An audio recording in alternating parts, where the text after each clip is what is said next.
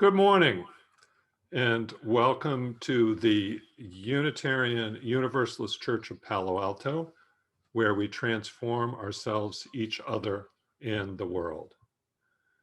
Let's unmute for a few moments to say hello to each other.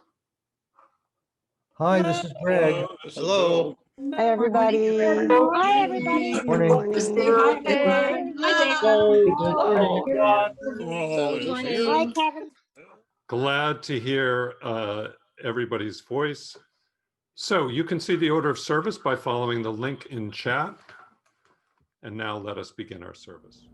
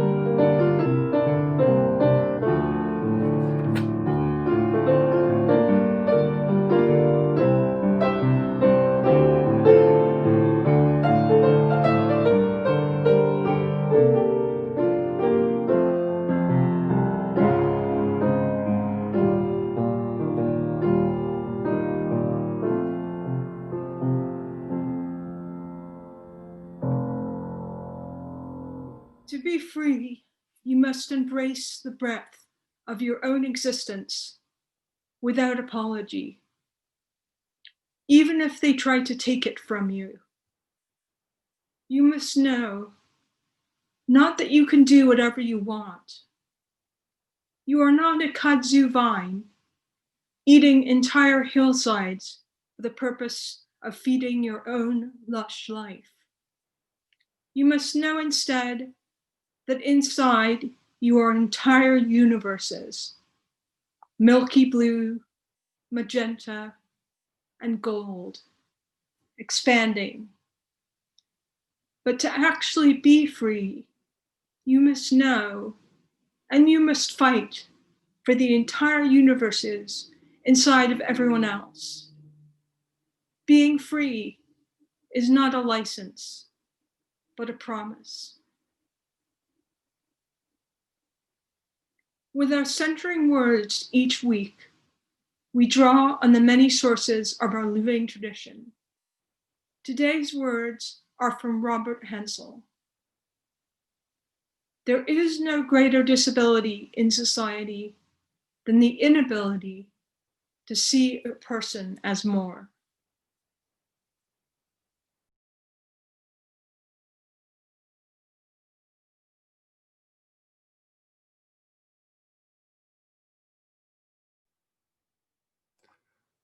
Lighting this chalice using green energy and no petroleum products, as Thida has read those words from the Reverend Teresa I. Soto.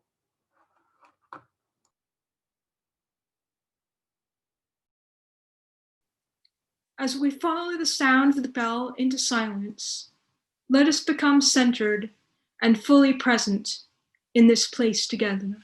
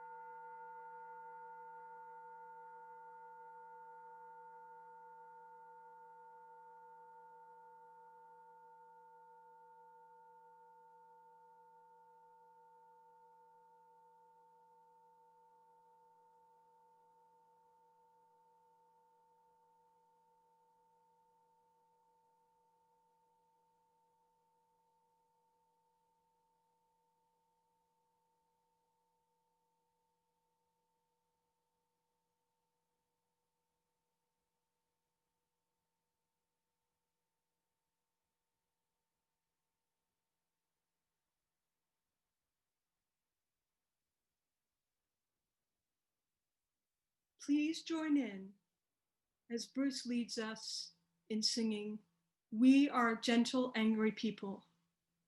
The words are on the screen and in the order of service.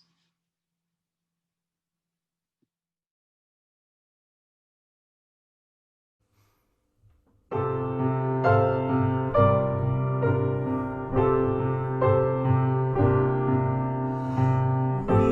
are a gentle, angry people,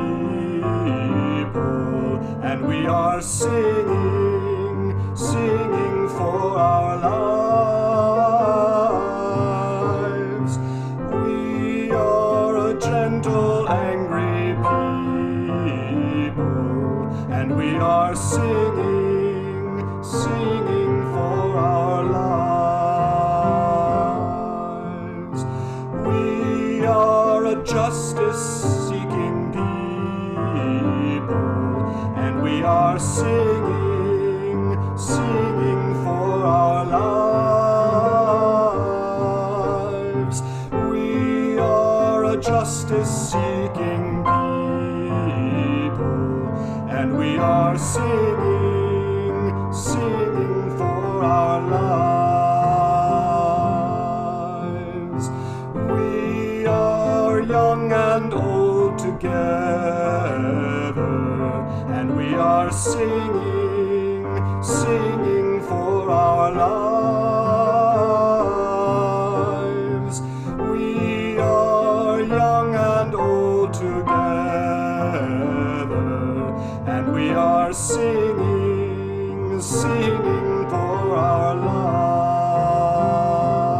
lives. We are a land of many colors, and we are singing, singing for our lives. We are a land of many colors, and we are singing, singing for our lives. We are gay and straight together, and we are singing, singing for our lives. We are gay and straight together, and we are singing, singing for our lives. We are a gentle, loving people, and we are singing, singing for our lives. We are a gentle, loving people, and we are singing, singing for our lives.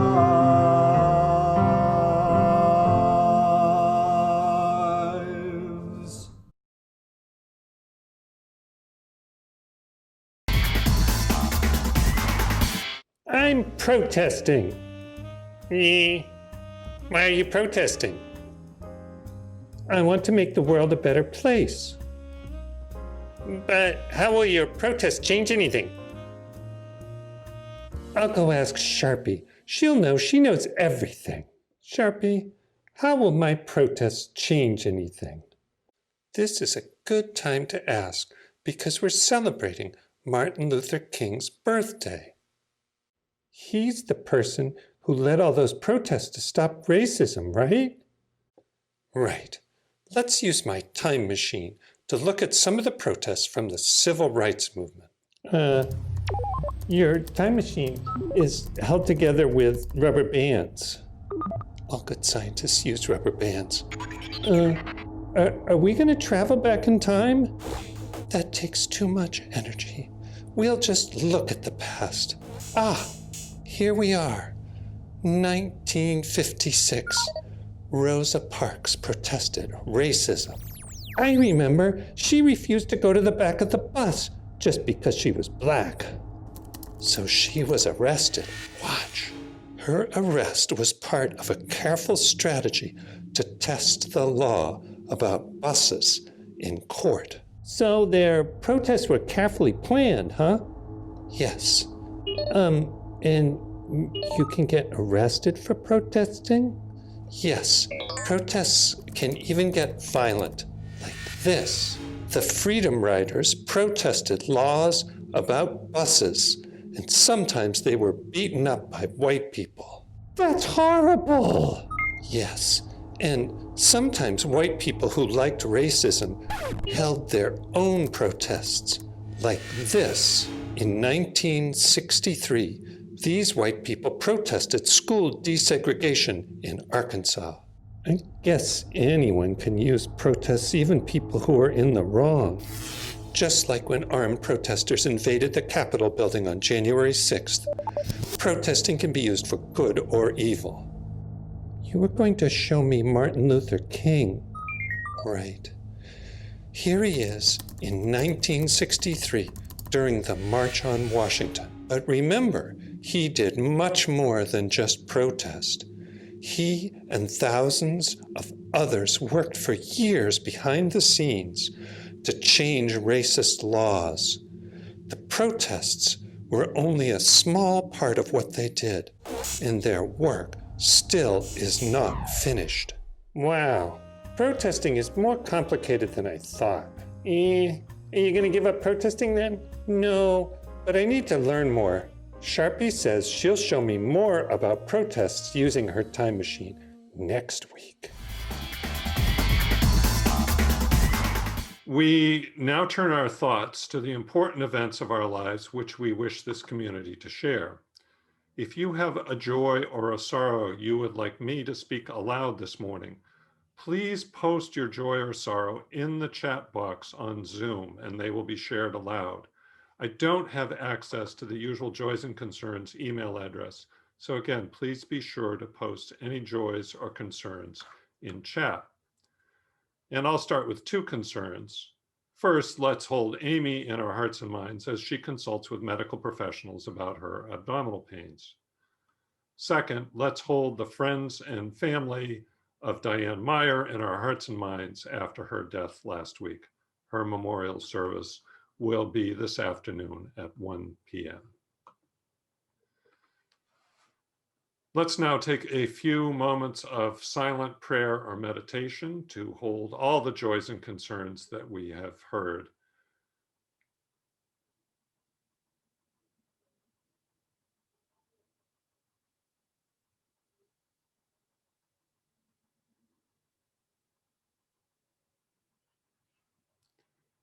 May we hold all these joys and concerns in our hearts and minds in the coming week, and so may we draw strength to one another and take that strength out into a world that needs our healing.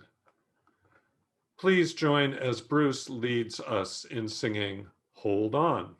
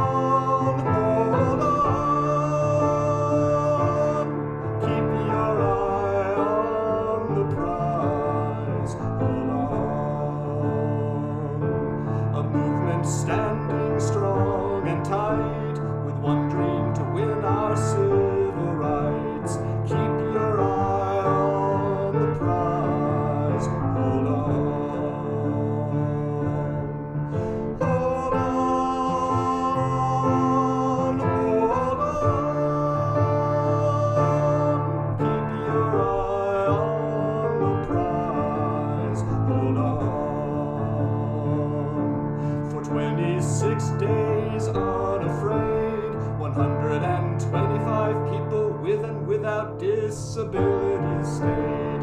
They had their eye on the prize. They held on. Hold on, hold on. Keep your eye on the prize. Hold on. 38 years have rolled on past that door, but we still must fight for 504. Keep your eye on the prize. Hold on. Hold on. Hold on. Keep your eye on the prize. Hold on. We won't stop until the battle's won and enforcement of the laws begun. Keep your eye on the prize. Hold on. Hold on. Hold on. Keep your eye on the prize. Hold on.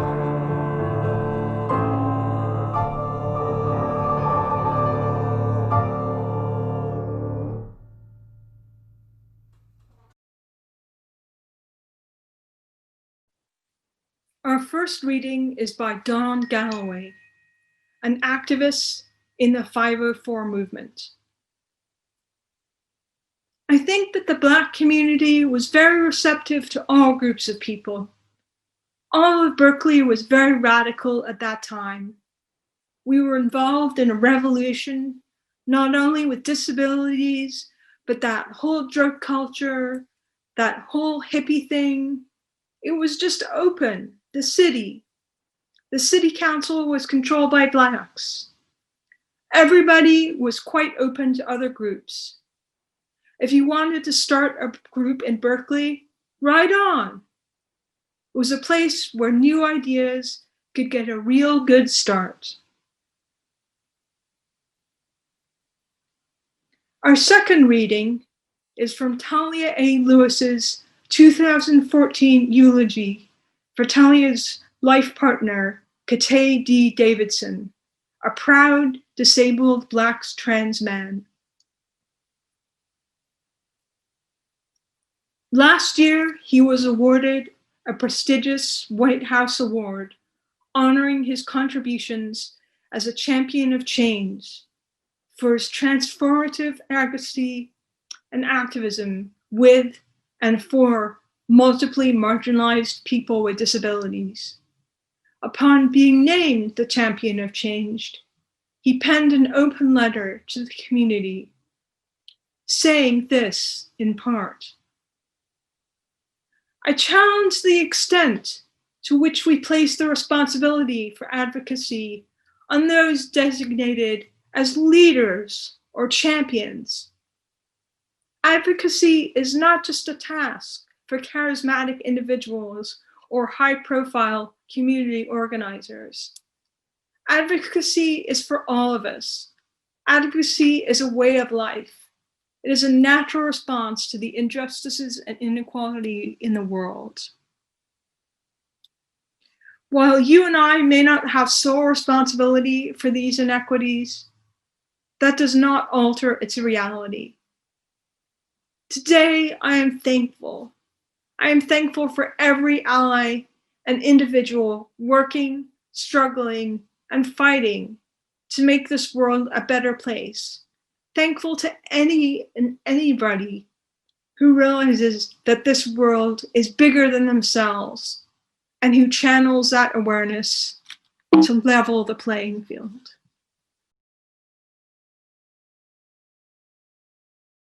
Since 1986, and intersectionality, the intersection between various oppressions, was not a word I knew. All my life, I'd been teased about my mom's Burmese cooking and my disability. Kids called me a dog. Adults regularly treated me as stupid and dumb before I even opened my mouth. Plus, people would touch me without my permission. This was something I shared with my African American allies and how I initially connected with the movement. But I didn't know my own history, that people of color and people with disabilities have been fighting together for centuries. And some of my greatest heroes, like Harriet Tubman, were disabled. The history I learned was primarily disability-free. There is another visibly disabled Asian at my college, but she was in a wheelchair. I had claimed the label person of color despite my light skin, but I still felt uncomfortable calling myself disabled. I wasn't in a wheelchair, and I thought I wasn't disabled enough. This despite the fact that I almost flunked out my first year because this was before the American with Disabilities Act, ADA, and I didn't have the accommodations I needed to pass my classes. What I needed was a laptop so I could take notes in class and write in my dorm room or the library and work quietly by myself. My college refused my request for a laptop.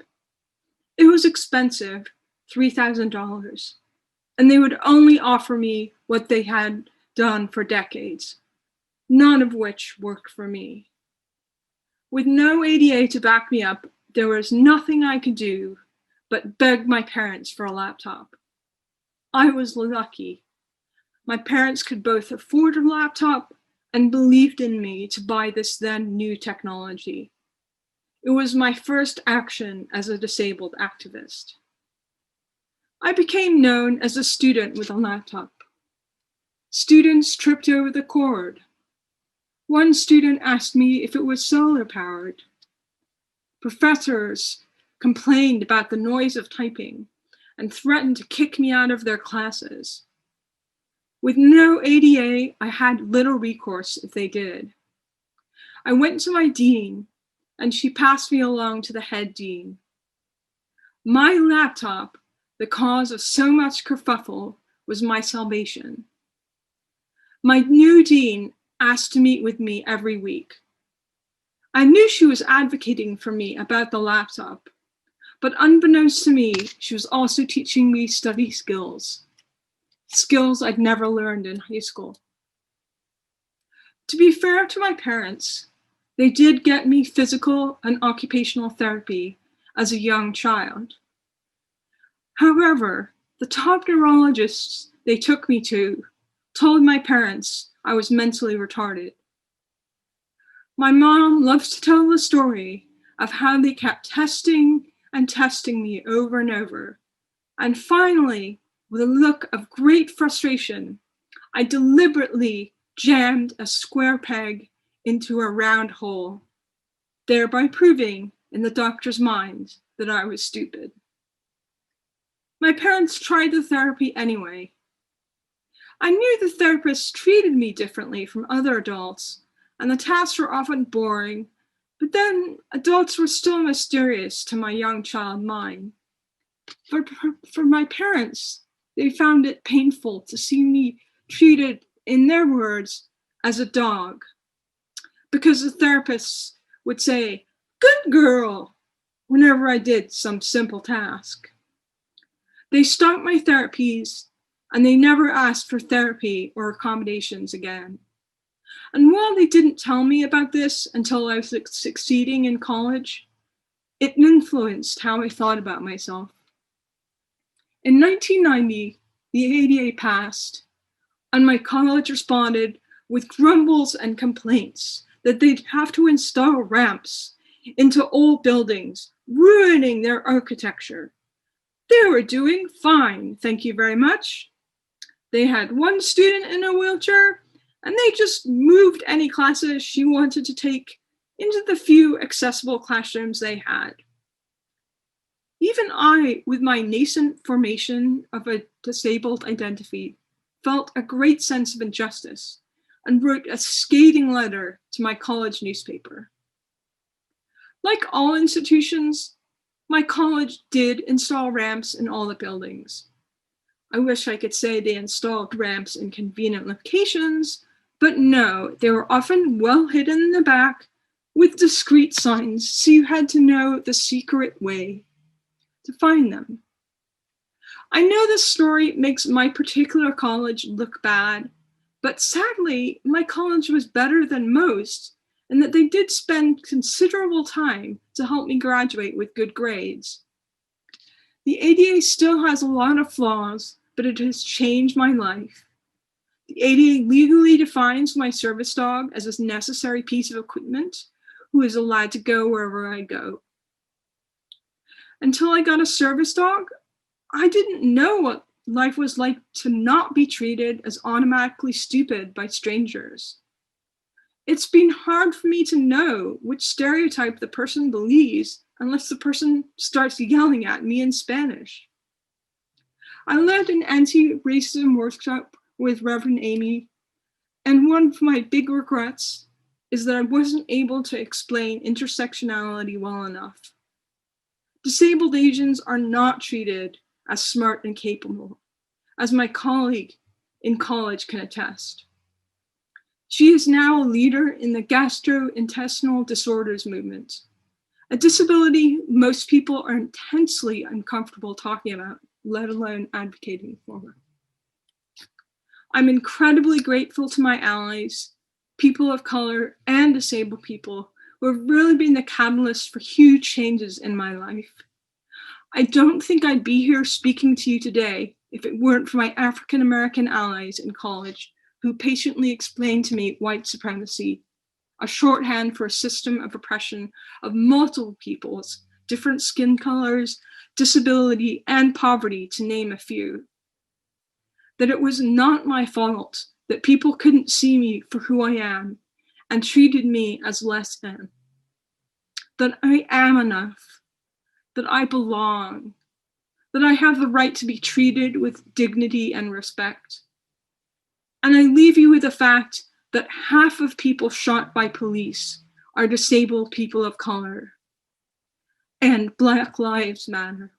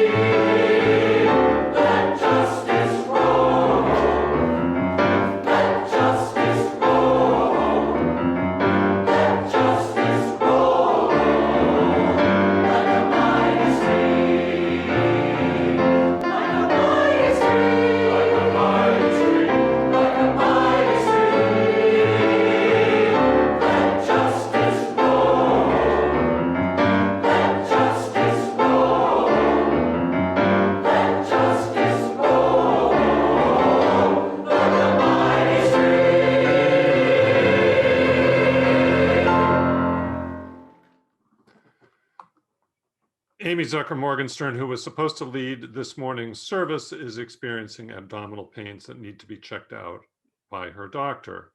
Since Amy was planning to preach her sermon this morning from notes, not from a text, she obviously could not hand her sermon off for me to read to you. When I spoke to her this morning, she apologized, said she had a powerful story she wanted to tell about disability rights, and when she's back in health, she promises to preach the sermon that she had planned for today. I would only add that Thida's reflection was, I think, one of the most powerful, best written reflections I have heard at UUCPA in my 11 years with the congregation. Thank you so much, Thida. As a part of the Free Church tradition, we accept no money from any governmental body, nor do we receive money from any ecclesiastical authority, in order that we shall remain free to govern ourselves. In addition to their annual pledges, each week our members and friends may choose to give an additional contribution as a public witness that we are and shall remain a free congregation. With our offering, we also assert that we are a part of the interdependent web of existence. 1 week per month, your gift goes to the chosen community organization. And I'm sorry, I don't have that. Somebody will type it in chat for me. It's not in my notes here. The order of service gives a QR code and a link, and also information on using text to give via Give Lively. Please do give generously. If you're visiting for the first time, though, you're our guest.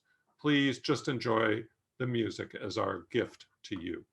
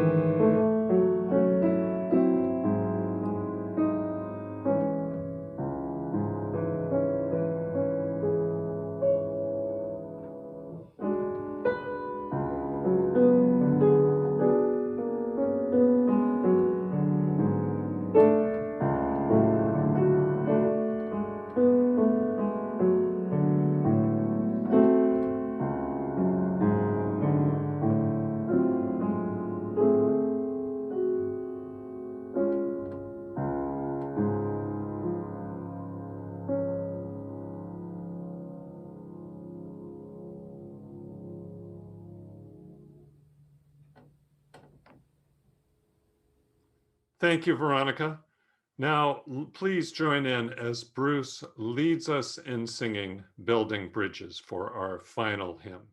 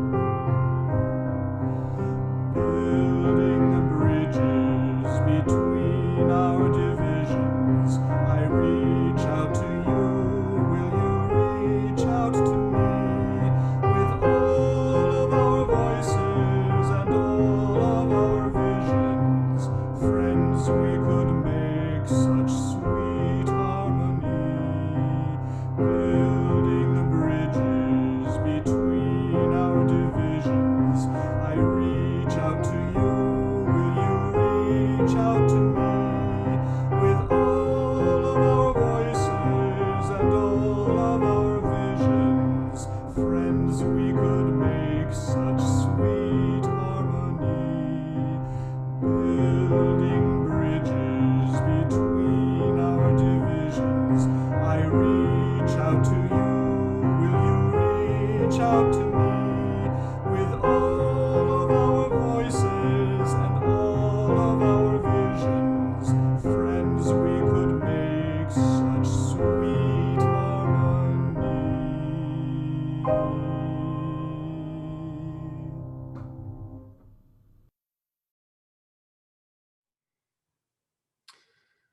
Now, as I extinguish my green energy chalice, these words by Laura Hershey.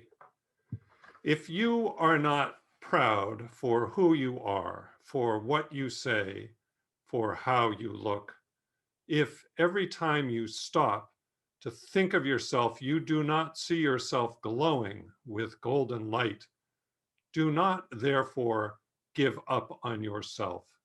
You can get proud. And Laura Hershey adds, you get proud by practicing.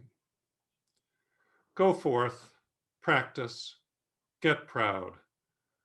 This golden light goes with you everywhere, whether you see it or not.